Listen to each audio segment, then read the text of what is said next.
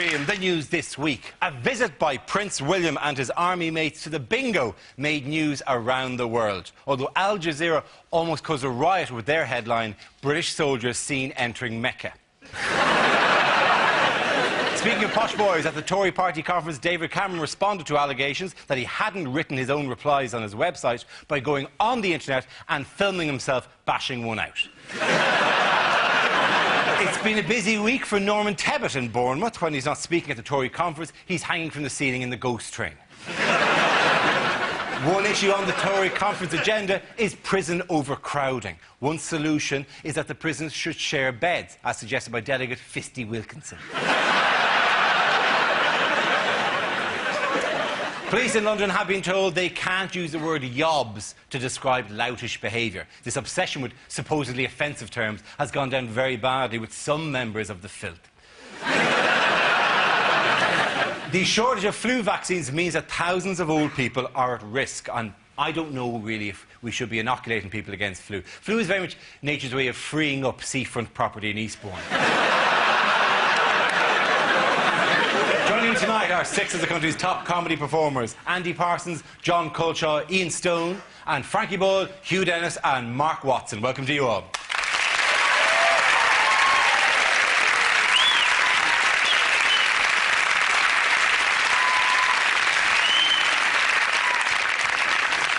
Our first round is called Headliners. I showed the teams a recent photo along with the initial letters of a newspaper headline. You know the rules by now. Here's a picture from this week's Conservative Party conference in Bournemouth.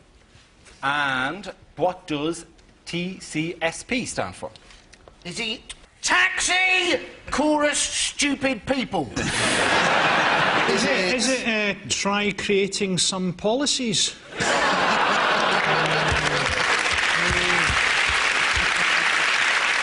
Is it a bit of a long shot? Is it Tom Cruise suckles pig? You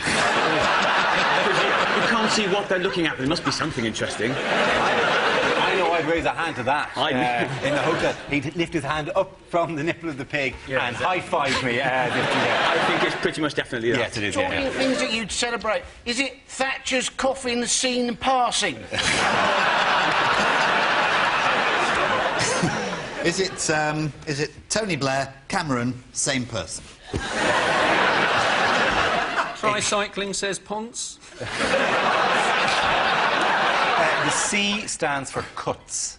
Cuts. Cuts. Tax cuts. Tax cuts. Suspect package, is that it? No, not that. Two news stories slammed together. Tax cuts, suspect package. I was writing about tax cuts, but then I saw this bag. I don't know who owns it. This is more important than any tax cuts. I'm going to write about this story, Is it tax cuts split party? That's exactly what it is. The answer I was looking for was tax cuts split party. It refers to the row at this week's Conservative Party conference after David Cameron and his shadow Chancellor George Osborne refused to give in to demands from party members for tax cuts. Did you enjoy the Tory conference?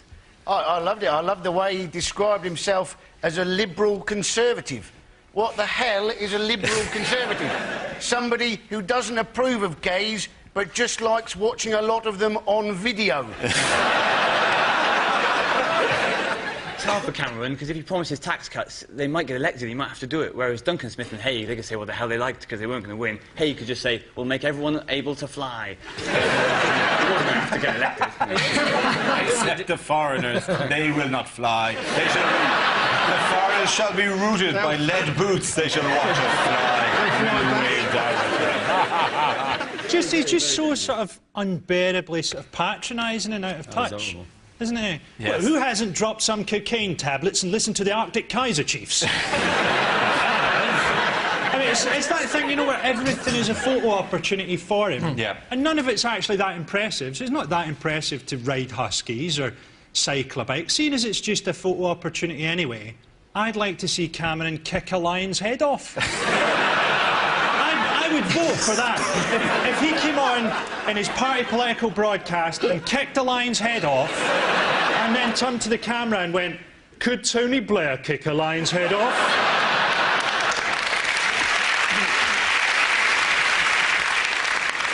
He was on curious form, though, wasn't he? Because he said, "Let sunshine win the day." Yeah. And I don't remember anybody arguing that sunshine shouldn't win the day. I can remember, vote Labour, vote rain. But again, Our priorities are precipitation, precipitation, precipitation. The actual was "Let the sunshine win the day," which is because the original version was "Let the sun shine out of my arse." Very entertaining the way Cameron does keep falling into this trap of trying to use naff young phrases like some sort of geography teacher trying to be cool, like, you know, hang loose everyone, and yeah, and, you know, keep it real, yeah. Indeed, essentially what got Blair elected the first time around is the candidate who most behaves like Donny Osmond is the one that the British electors most trust. Because it's fair. After you've had the two-party conference, you've got a straight choice, basically, between a dour Scottish accountant or the lead singer from Joseph and the Technicolor Dreamcoat. Which is essentially what he was doing. Like, if somebody said, "Give me some policy," he'd go, "A crash of drums, a flash of light," and a golden coat. That's all he's doing. That Cameron was sort of more attractive when we knew less about him.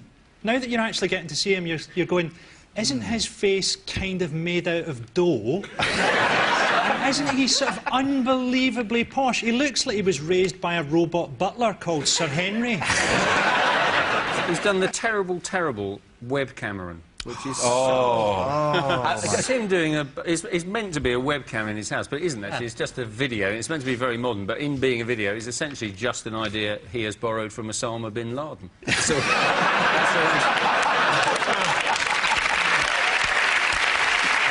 Do you want to see a little bit of web Cameron? Yeah, oh, yeah. Yes. Oh, this is an education. This is what young people want to see. This is web Cameron. Right, welcome to Web Cameron. Watch out, BBC. I'll do it in a minute. Welcome to BBC and ITV. You know, we're coming after you. This is, I think, a really good way of communicating directly with people about what the Conservative Party is doing, what we believe in. What do you want to do? Wash your hands. In a minute. If you were on the net and you saw that, wouldn't you, just to cleanse yourself, wouldn't you click immediately to porn? There's finally something on the internet that's impossible to masturbate to. how much further are you going to go with this thing of, oh, you just happen to have dropped in, oh, I better tell you about Tory policy? What do you mean, oh, you've just caught me getting out of the shower? It's all that she's... Let me just try myself off and talk to you about our plans for tax. How realistic this is, right? In the first one, he's washing dishes in the sink. In the second weblog, he's loading his bloody dishwasher. It's not a typical day in the life. If you listen very, very closely, what the child is saying in child speak is, where is Maria, our Filipino maid, who normally does this job? Well, it's meant to catch people in unguarded moments, isn't it? That's the point of this web camera. But obviously, the Labour Party don't need that because Cherie Blair does that at the party conference. Just so you know, in terms of this, we have a picture of the front row of the Tory conference. I mean, this is like Weblog Central. Look at these people. This is the actual people who are That's like Charlie's Angels in the year 2056. That's what it looks, doesn't it? It looks like the army of the undead, and you kind of go, you know, if you slay us, there are hundreds more to take our place. An audition for Hello, Hello. Did someone just plant dragon's teeth and they sprang up? I tend to think, though, if you're making a speech to people of that age, you could probably do the same speech at least 4 times. Because you figure at least 2 of them are going to be dead the next year. One of them's going to forget, and the other one's probably not going to hear it in the first place. They must have been quite confused. It must have been, when's Daniel O'Donnell going to sing? There was a lovely kind of... when he said, of course, I think the NHS is one of the greatest achievements of the last century, which is like, clearly Labour's great finest ever moment, and they cut to lots of old people going, have Have I come to the wrong one? Do you not think more people must piss themselves at a Tory party conference than at a Beatles gig? I'd imagine the whole floor is just those yellow cubes that you get in. Yet at the Tory conference in Bournemouth, David Cameron's ovation went on for 10 minutes, by the end of which most of the audience had managed to get to their feet. Cameron, of course, lives in Notting Hill, which staged another carnival this year. In fact, there were so many bandwagons he couldn't decide which one to jump on. At the end of that round, the points go to Ian, John and Andy.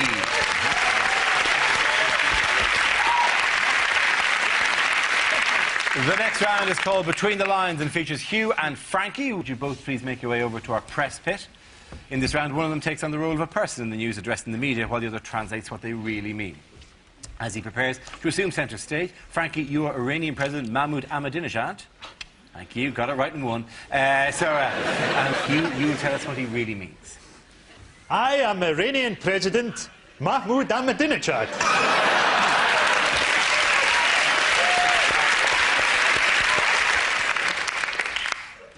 But you can call me Ted. We are developing nuclear power, but our aim is peaceful. We are developing nuclear power, but our aim is Jerusalem. We're developing nuclear power which could benefit the West. Have you considered changing your electricity supply? Iran has been accused of sponsoring terrorism. We do. 50p a mile. The American president is the son of a swine. I hope that one day his body is identified by the teeth marks on my penis.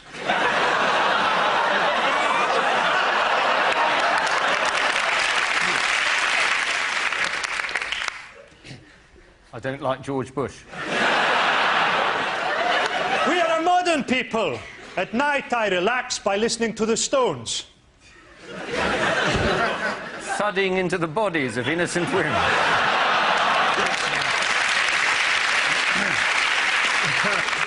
I am opposed to nuclear weapons and would like to see reducing numbers.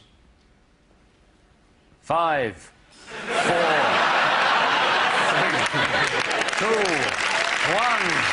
Very good, well done. Frankie and Hugh. Now we play a round called News Wheel of Death. This game involves Mark, Andy, Frankie and Ian, so if you could make your way to the performance area, please. This is a stand-up challenge with a random news generator spinning around and all the topics. You know it at this stage. We spin the wheel, and when it stops, anyone can step forward and try to make us laugh about the subject it's landed on. OK, here we go. Let's have a topic. And the first topic is telecoms. Now, I've got a crap mobile phone, right? And I'm sick of my phone Humpy ringing me up, trying to get me to have an upgrade. Do you want a free upgrade? Do you want a better phone? No, I like my crap phone. One day, I'll be walking my dog and I'll take it away and say, have a wolf instead. It drives me mad. And this guy was determined to make me have this, the Samsung Golden Cock 4000 or something. He's like, oh yeah, you get this phone, you see. You can download TV clips onto it. You're interested in watching TV on your phone? It's like, well, no. I've got a TV, right? I'm not interested in watching TV on my phone. Same reason I'm not interested in having a piss in my tumble dryer.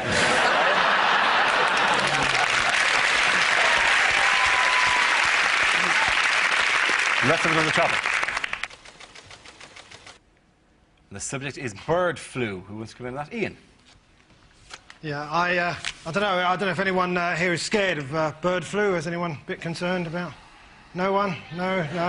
Maybe it's just me. I don't know. I'm going to be the first to go. We do have a bird flu helpline. We do give us advice on what to do in the unlikely event that we encounter a dead bird. And I thought, well, what are people doing at the moment? Oh, look, there's a dead bird. I must rub it in my face. Hello, bird flu helpline. I think I made a grave error. I was walking down the street and I encountered a dead bird. I rubbed it in my face, yeah. Is that wrong? Shit. If only I'd have spoken to you earlier. What, now? The kids are playing with it, yeah. well done, Ian. Very good, Ian Stone. OK, that leaves me with Andy and Frankie. Let's have another topic.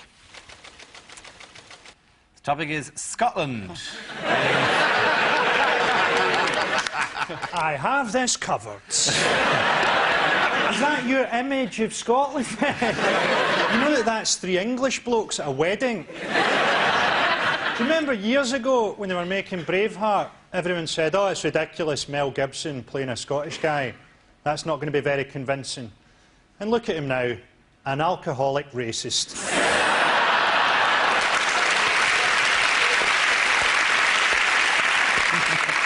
The most Scottish thing I've ever seen, I was going through a town called Bathgate at about 11:30 at night, and there was a guy pissing against the front door. He then took out his keys and went inside. Frankie Roy, ladies and gentlemen. OK, let's see what's left for Andy. It's education. I am a little disappointed. I was hoping to get England as a topic. But yes, education. You may have seen that, in fact, our kids are now going to get taught atheism in the classroom. You would have thought that should be a fairly short lesson, wouldn't you? Hello, come in. There is no God. Same time next week.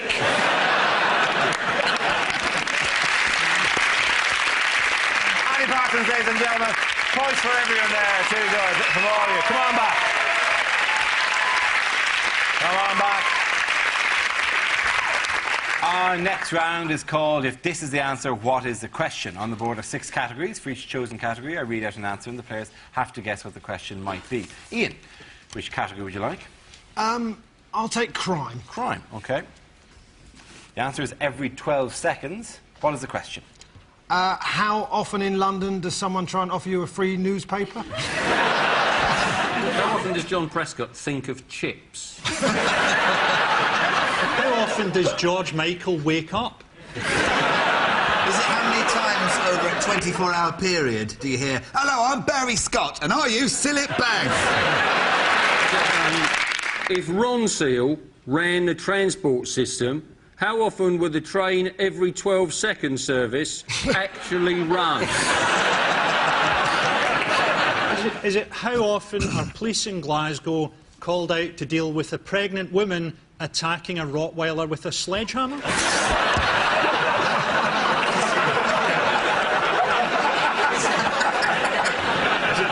How often does someone finish a Sudoku and then think, what was the point of that? It is to do with a certain theft. It's the story about mobile phones this week. How often are mobile phones? That's entirely right. Well done. Very good, Frankie. Yeah. And the question I was looking for is, according to news figures, how often is a mobile phone stolen in this country? This is a recently published phone industry study that shows a handset is stolen every 12 seconds in Britain, and a third of robberies nationwide involve phone theft. What system has been developed to combat mobile phone theft? It's a screaming phone, isn't it? Yes, It just screams, which is brilliant, because a screaming phone at last will replicate the feelings of everyone else in the carriage. One thing, though, is if this screen goes off and they've got it in their pocket, isn't it? It'll seem that they've kidnapped a dwarf. And what if it's on silent? He'll just mutter to himself. In silent, no one can hear you scream. If they program the phone that when it gets stolen, you can, press a button and the phone will go, I'm a stolen phone! I'm a stolen phone! It's stolen by a big gay thief. The irony of it is that a lot of these phones are stolen from children, and the children are given phones in case they ever get mugged. So they... I'm not a big fan of all this new technology, though, because, you used to be able to call wrong numbers, didn't you, and it didn't matter. Now you call a wrong number on your mobile phone, half an hour later you get a call back. I believe you just called me. I got a wrong number. No, Sonny Jim, what was it you wanted to say? Well, at that point, I like to go... Bloody brilliant. I get to make a dirty phone call, but they've had to pay for it. I've never known how you make a heavy-breathing phone number. I didn't think it's like going... You sound more like you're cleaning a mirror, really. What's amazing about mobile phones, though, is the fact that, you know, they're actually not very good for you. You know, there are loads of medical studies, but no amount of medical research will stop people using mobile phones. It will stop them living near pylons, it will stop them using microwaves, but mobile phones, no one gives a shit. It's like, hello, yeah, I'm in a CAT scanner. Quite extraordinary. So do people think crime is out of control? Well, have you seen the thing this week? They've worked out why electronic tagging doesn't work. Because people are taking them off. I thought that was the point, was that they monitored where the people... Oh, we wondered why he hadn't moved at all for 4 months. We thought he was living at the bottom of a canal. And do you know the other thing they're doing in Scotland? They're taking the tags off and attaching them to dogs. That's genius. We thought you were just living in some bins, but no. Attached it to a dog. Criminals are so sneaky, aren't they? They are. That's They are. hilarious. It's almost as they don't want to be caught. This criminal just going round and round and round and round, chasing himself. Yeah, it is the lowest crime rate since records began in 1981. Across the board, crimes are down. Records only began in 1981. Well, they do what they have. The other ones have been stolen. We just live in a country with a general climate of fear, don't we? I mean, like, the Daily Mail is, what, 12 months away from running a headline, asylum seekers carry a new type of AIDS that lowers house prices. Did you see the headline, by the way, in the Daily Mail after the bombings? It said, bombers on benefits. Bombers, yeah, it's those scrounging bombers that piss me off. Right? I mean, I don't mind the bombers that pay their own way, but these scrounging bombers get right up my nose. They're talking about freezing the assets of terrorists as well, freezing their bank accounts. Is that you coming bombing? Oh, I'm skint. So the July the 7th bombs could have been stopped if they'd gone to an ATM just to get a private train ticket and go. I'd love to join in, but... I've got nothing. Sorry, I'd love to go, but I can't. I've really been to the cinema this week, can't do everything, can you? The prison population is now at its highest ever, isn't it? Yes, it is. Run out of space. 71,000, isn't it? It's more like 78,000, and they can take just below 79,000. There are exactly 326 places left in prison. Well, that's not fair to people who want to go to prison. They're going to have to join some kind of waiting list. Yeah, it's like schools. It is like schools. You actually have to move into the area where the prison is. Put them down. Do you get Church of England prisons which are slightly better run? They're going to allow 25% of non-Church of England prisoners into their prisons now. You know, the amazing thing is that, you know, they've still got slopping out. You know, so people share a cell and they've both got to go to the toilet in a bucket. And yet these guys can still find each other sexually attractive. Well done, prisoners, for keeping the magic alive. You think that as one of them approached the other, he'd go, "You have no mystery to me anymore." No, just light a joss stick, Barry, let's go at it. You seem to know an awful lot about this. Well, I didn't go to prison, but I was at Catholic school. What has been banned by police authorities? Crime. Not crime. It's the word yob, isn't it? It is the word yob. Not allowed to say yob, in case it's offensive to yobs. Well, I think it's because, presumably it's because on the police report it kind of prejudges. On the innocent until proven guilty, we found the yob outside the supermarket. It kind of goes, oh, all right. You know, as opposed to they go, we found the ne'er-do-well.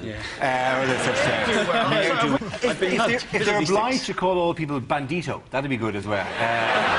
There's a gang of banditos spray painting a McDonald's. That sounds a bit gay for my liking. It's weird, though. What image in your head when I said a gang of banditos? Were they all wearing leather chaps? Bum banditos.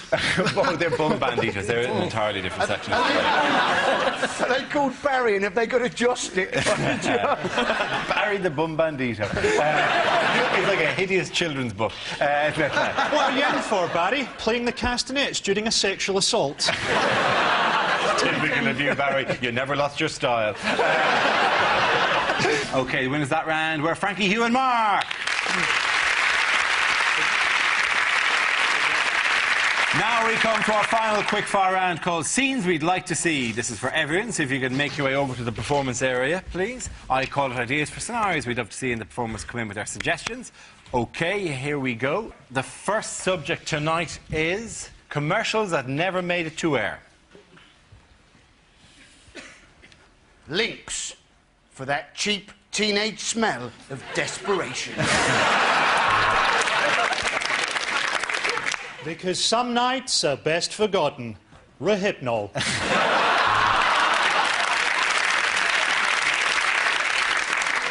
Injured at work? Don't drive a jet car at 300 miles an hour. The Islamic Jihad High School, because they blow up so quickly.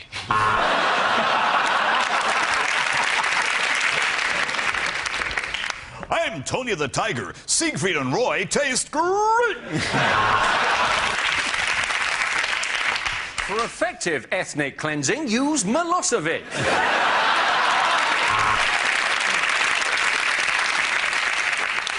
The post office. We're always full of absolute freaks. We laundered this half of the money with the mafia and this half with the more violent Chinese triads. L'Oreal!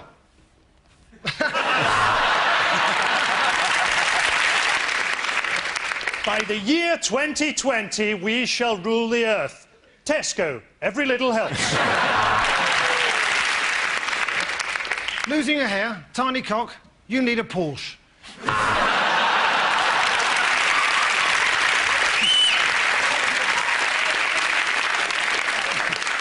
Clear all your debts with one easy payment. Buy a shotgun and blow your head off.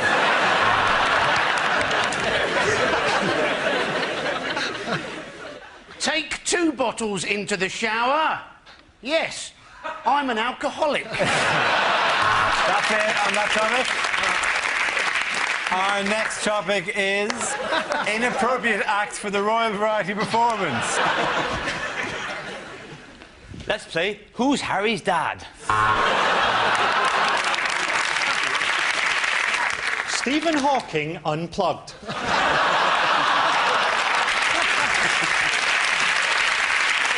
Your Royal Highnesses, Lords, ladies and gentlemen, I give you synchronised dogging. Ladies and gentlemen, the marching band of the Mujahideen!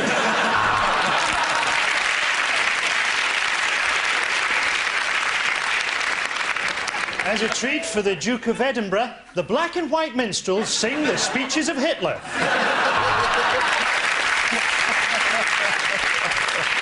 The George Michael motorcycling display team! At the end of that round, points go to Ian, John and Andy. Everyone come back.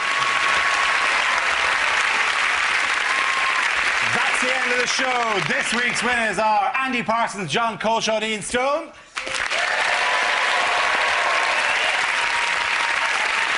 Commiserations to Frankie Boy, Hugh Dennis and Mark Watson.